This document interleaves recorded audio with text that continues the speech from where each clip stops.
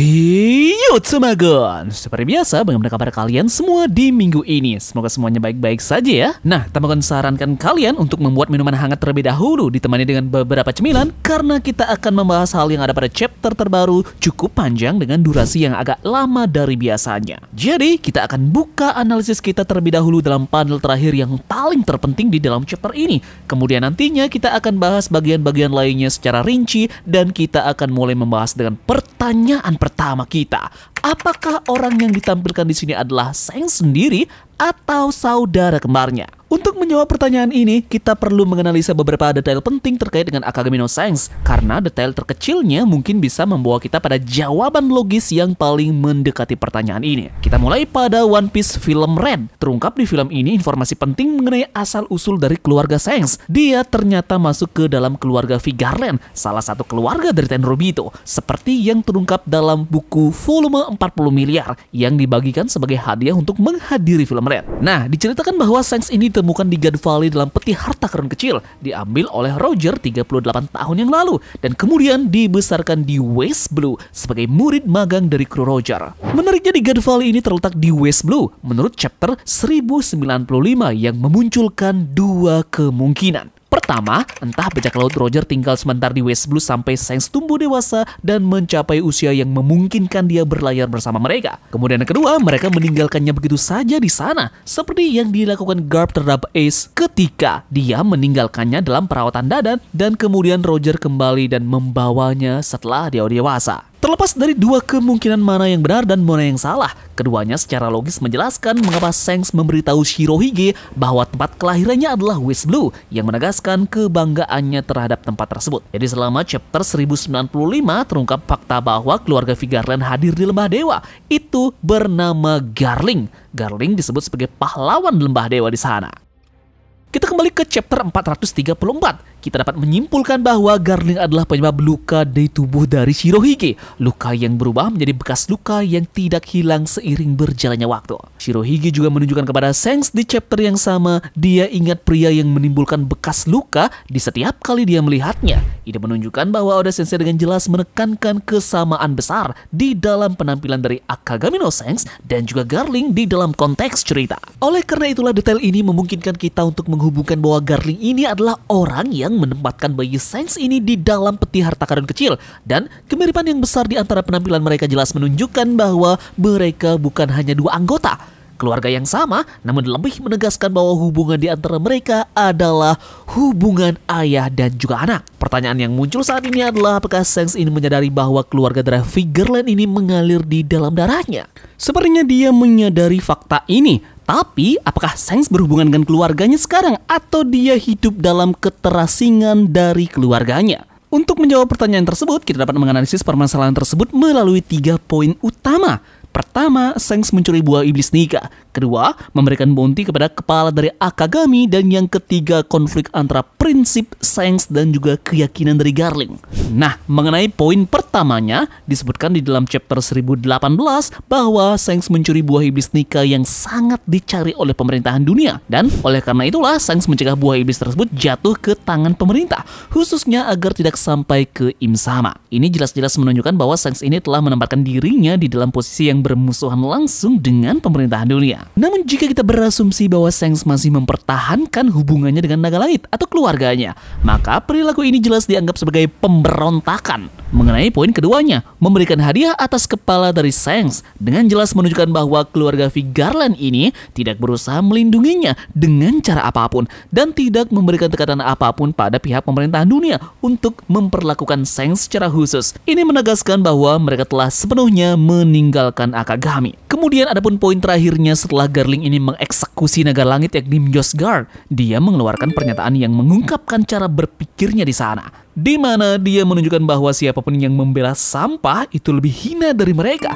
dan apa yang dimaksud dengan sampah di sini adalah yang lemah, yang membuktikan kebenciannya. Hal ini pun sangat bertentangan dengan prinsip dari Akagami yang sangat mementingkan perlindungan pulau-pulau yang berada di bawah benderanya, dan tempat tinggal banyak orang lemah mereka masih hidup berkat perlindungan dan dukungan dari mereka. Nah, oleh karena itulah mentalitas Garling sangat bertentangan dengan pemikiran dari Shanks yang membuat Garling ini tak mungkin mengakui seseorang yang yang dianggapnya hina karena membela yang lemah, seperti putranya yang semakin menegaskan keterasingan terhadap Shanks dan juga ayahnya ini. Jadi berdasarkan poin-poin yang menunjukkan adanya keretakan di antara Shanks dan juga keluarganya, kita dapat mengambil sebuah kesimpulan penting, yaitu bahwa orang yang bertemu dengan Gorosei ini bukanlah Akagami, melainkan anggota keluarga Vigarland lainnya. Dan mengingat kemiripan yang besar antara orang ini dan juga Shanks sedemikian rupa sehingga mereka tampak seperti salinan yang identik, mungkin masuk akal untuk berasumsi bahwa dia adalah saudara kembar dari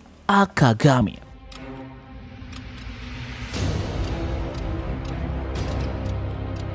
Orang yang bertemu dengan Gorosei ini memiliki gaya bicara yang sangat menghormati Gorosei karena dia berbicara kepada mereka dengan cara yang sangat sopan, berbeda dengan gaya bicara dari Akagami yang terkenal dengan kejujurannya saat berbicara berurusan dengan orang lain. Selain itu, salah satu hal yang menarik dalam dialog yang terjadi antara Gorosei dan juga orang tersebut adalah tidak logisnya campur tangan dirinya di dalam urusan politik. Hal ini pun dengan jelas menunjukkan bahwa orang tersebut bukanlah seorang bajak laut, karena tak masuk akal bagi para bajak laut yang pada dasarnya adalah pelanggar hukum dan tak mengenal adat istiadat ataupun peraturan umum untuk diperingatkan akan perlunya menghormati beberapa protokol penting. Nah, sistem perpolitikan di dunia One Piece mungkin sepertinya mengarah ke politik di dalam dunia ini, di mana ada 3 tombak dari perpolitikan: otoritas legislatif, otoritas eksekutif, dan juga otoritas kehakiman. Gorosei memikul tanggung jawab di atas otoritas kedua, sedangkan keluarga Vigarland sendiri bertanggung jawab untuk otoritas kehakiman. Ini ditunjukkan oleh Garling sendiri yang bertanggung jawab mengeluarkan hukuman mati yudisial terhadap Josh Guard. Nah, oleh karena itulah masuk akal jika kembaran Shanks ini harus diperingatkan untuk tidak ikut campur di dalam urusan politik,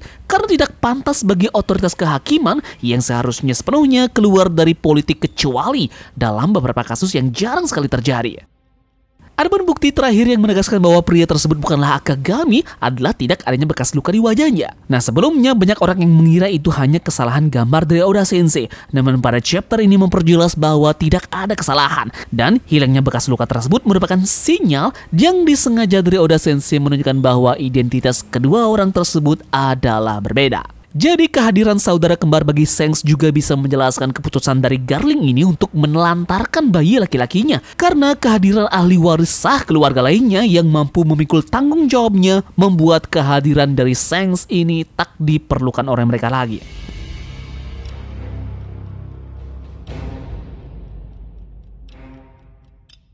Mengingat Ark Elbaf terinspirasi oleh mitologi Nordik, perlu dicatat bahwa mitos-mitos tersebut menganggap kelahiran anak kembar sebagai pertanda buruk ataupun sumber kutukan itu. Nah, orang Skandinavia kuno percaya bahwa kelahiran anak kembar menandakan kehancuran dunia yang semakin dekat, yang mendorong mereka untuk membunuh ataupun menolak salah satu dari anak tersebut. Jadi secara khusus ya, Shanks terkait erat dengan dunia Viking, khususnya melalui bajak laut terkenal yakni Erik si rambut merah. Ini adalah salah satu pemimpin Viking yang paling terkemuka di abad ke-10 yang dikenal dengan julukan Erik the Red karena warna rambut merahnya yang terlihat sangat jelas pada karakter dari Akagami. Selain itu, desain kapal Shanks juga terinspirasi dari kapal Vicky the Little Viking, sebuah serial kartun yang sangat disukai oleh Oda Sensei di masa kecilnya dan menjadi sumber utama yang menginspirasinya untuk menulis cerita seputar dunia bajak laut. Jadi dengan kemunculan si kembar Shanks di Elbaf, keluarga Vigarland tampaknya terkait dengan mitologi Nordiknya, terutama karena Garling memiliki hubungan dengan serigala Fenrir.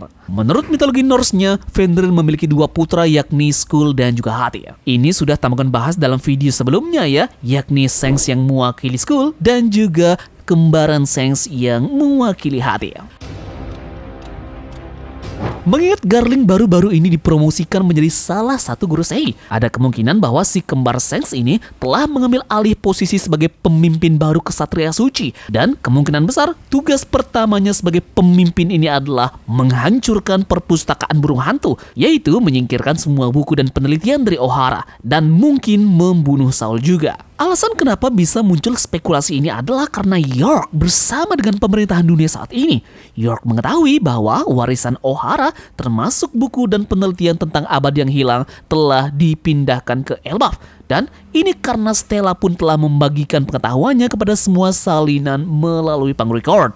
Dan sejak York telah menjadi bagian dari pemerintahan dunia, dipastikan dia menyampaikan informasi penting ini kepada mereka. Sedangkan untuk lingkaran garis sihir yang menjadi asal-muasal kembaran Shanks dan garis yang menemaninya ini ternyata berbeda dengan yang digunakan oleh Guru Sei sendiri. Hal ini pun terlihat adanya tulisan angka pada lingkaran yang mengelilinginya. Bintang yang dimiliki Guru Sei ini memiliki angka, sedangkan bintang asal-muasal si kembar Shanks tidak memiliki angka. Bintang yang digunakan oleh para Guru Sei kemungkinan besar memiliki dua tujuan utama. Pertama adalah bernavigasi antar tempat yang berbeda. Yang kedua, bertindak sebagai kunci yang memungkinkan mereka berubah menjadi bentuk iblis mereka. Sedangkan untuk bintang yang digunakan oleh para kesatria suci ini, tampaknya fungsinya hanya sebatas untuk berpindah antar tempat. Dan tampaknya kemampuan ini diberikan kepada Guru Sei dan juga kesatria suci oleh Im Sama sendiri untuk memudahkan mereka bergerak dengan tugas mereka yang lebih efisien. Kemungkinan lainnya adalah salah satu Guru Sei mungkin hadir di Elbaf sendiri, mungkin Garling, dan posisinya di sana dia mungkin adalah orang yang memanggil putranya bersama dengan kesatria suci yang lainnya. Mirip dengan apa yang dilakukan Saturnus ketika dia memanggil sisa dari para Guru Sei ke Egghead. Nah, berbicara tentang gadis yang berdiri di samping dari kembaran Shanks ini, kepribadiannya tampak menarik, terutama dengan perban yang menutupi wajahnya dengan jelas. Dan ini membuka pintu banyak pertanyaan tentang alasan di balik penggunaan perban tersebut. Apakah dia berusaha untuk menyembunyikan identitasnya, atau lebih dari itu, penyebabnya mungkin terkait dengan bekas luka yang ada di wajahnya atau kelainan bentuk di wajahnya. Mungkinkah bekas luka ini disebabkan oleh luka bakar yang parah? Bagaimana jika seseorang dengan bekas luka bakar tersebut adalah perempuan, bukan laki-laki? Jika asumsi ini benar, maka kecurigaan Shiryu benar, karena pemilik luka berapi tersebut tampaknya bekerja untuk pemerintahan dunia, dan ini menunjukkan bahwa Poneglyph terakhir telah sampai ke tangan dari Im Sama.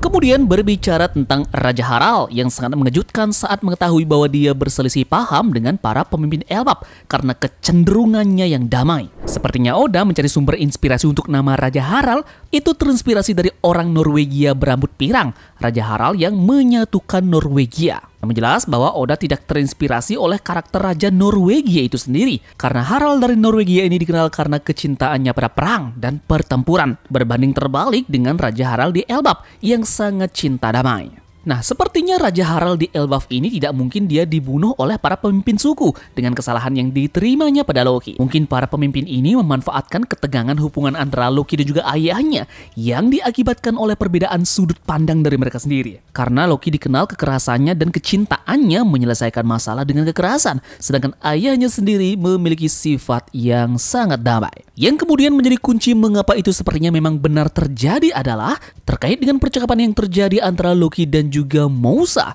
Di situ kita dapat menyimpulkan bahwa Loki meskipun karakter ini memiliki karakter yang kejam dan bersemangat dalam perkelahian, dia memiliki hati yang baik juga. Selain itu terlihat jelas dari perbincangan Loki dan juga Mousa ini bahwa Loki cenderung menggunakan kekerasan sebagai pilihan utamanya untuk menyelesaikan masalah, apapun masalahnya. Ini pun yang membuat dia mudah dimanipulasi oleh politisi di Elbaf, dan kebaikannya yang bercampur dengan kenaifan itu mungkin menjadi faktor tambahannya. Ini pun dapat memancingnya ke dalam intrik di Elbaf tersebut. Kemudian, mungkinkah Mousa ini adalah seorang wanita? Dan Oda Sensei sepertinya menginspirasi karakter Mousa ini dari salah satu dari 3 penyanyi yang terkenal di dalam mitologi Norse yang disebut sebagai Norns. Karakter ini mengendalikan nasib dari makhluk hidup, baik mengubahnya menjadi lebih baik ataupun lebih buruk. Nah, Mousa ini mungkin memiliki peran penting di dalam mengubah nasib Loki nantinya, yang bisa saja menjadi lebih baik ataupun menjadi lebih buruk ke depannya. Selain itu pun Mousa mungkin berperan sebagai Sigyn, istri Loki di dalam mitologi Nordik, di mana melalui kehadirannya, Loki dapat mengatasi keterikatannya pada Lola. Nah, dalam mitologinya sendiri, Sigyn ini adalah satu-satunya karakter yang mendukung Loki dan mencintainya dengan tulus, terlepas dari sifat kejamnya. Begitu pula dengan Mousa yang pada chapter ini sepertinya satu-satunya yang masih percaya bahwa orang yang diajak bicara ini sangat baik hatinya. Mousa juga berbicara dengan sangat sopan. Ini mirip dengan gaya Angi dan juga anak-anak sekolah. Sepertinya menunjukkan adanya hubungan antara Mousa dan juga sekolah ini. Mengenai perpustakaan burung hantu, ini juga terkait dengan mata air Mimsbrunner yang ada di dalam mitologi Nordik. Mimsbrunner ini merupakan salah satu sumber yang memuat segala pengetahuan tentang alam semesta. Di dalam konteks One Piece sendiri, mata air ini juga sama dengan mata air prajurit di dekat dari perpustakaan burung hantu. Ini menunjukkan bahwa tempat perpustakaan ini sangat banyak sekali ada pengetahuan dan mungkin setara dengan pengetahuan seluruh alam semesta. Adapun nama perpustakaan dan keberadaan burung hantu di perpustakaan tersebut mempunyai makna yang sangat simbolis yang mendalam. Burung hantu dipandang sebagai simbol kebijaksanaan dan pengetahuan, dan jauh menggambarkan sebagai pertanda buruk. Yang menakjubkan dari perpustakaan ini adalah setiap buku yang masuk ke dalamnya bertambah besar ukurannya. Nah, perpustakaan ini pun bisa dimasuki oleh semua orang yang mengunjunginya dan membuat Elbaf lebih berbahaya bagi pemerintahan dunia dibanding sebelumnya. Jadi oleh karena itulah ya masuk akal jika si kembaran Shanks ini menghancurkan perpustakaan burung hantu dan menghapusnya dari keberadaannya sekarang. Di chapter ini juga sangat jelas bahwa Oda Sensei menentukan nasib dari Lilith dan juga Bonnie. Lilith akan menetap di Elbaf untuk mendirikan laboratorium penelitiannya sendiri. Sementara Bonnie akan tinggal di sana untuk menyaksikan momen penyembuhan dari ayahnya. Kelangsungan hidup dari Kuma ini sangat diharapkan, terutama dengan petunjuk yang dibuat oleh Oda Sensei, seperti keunggulan rasnya dan kemampuan tubuhnya untuk terus bergerak. Kita juga mendapatkan kemunculan Vegapunk versi baru yang akan benar-benar tidak kita duga. Di sisi yang lainnya, para kru sepertinya tampak menikmati waktunya di Elbaf dan merasakan suasana ceria, namun itu tidak akan bertahan lama. Dengan kemunculan dua kesatria suci di Elbaf ini, peristiwa diperkirakan akan berdampak buruk bagi kru, dan alasannya adalah tidak logis jika kehadiran kedua kesatria tersebut berlalu tanpa merusak suasana yang ada untuk saat ini. Petir yang datang masuk ke kastil tersebut pasti akan menarik perhatian semua orang, terutama pada raksasa dan juga kru, mengingat kedekatan mereka dengan lokasi kejadian ini. Yup, jadi bagaimana pandangan kalian sendiri terkait dengan chapter kita yang satu ini? Adakah kemungkinan juga bahwa mereka berdua akan mengacak-ngacak desa Elbaf, terutama dengan perpustakaan yang dibuka oleh Profesor Saul ini? Terima kasih dari kalian yang sudah menonton. Kita bertemu lagi di dalam video selanjutnya. Sekian dari Tamagon dan turunkan jangkar. Mari kita berlabuh.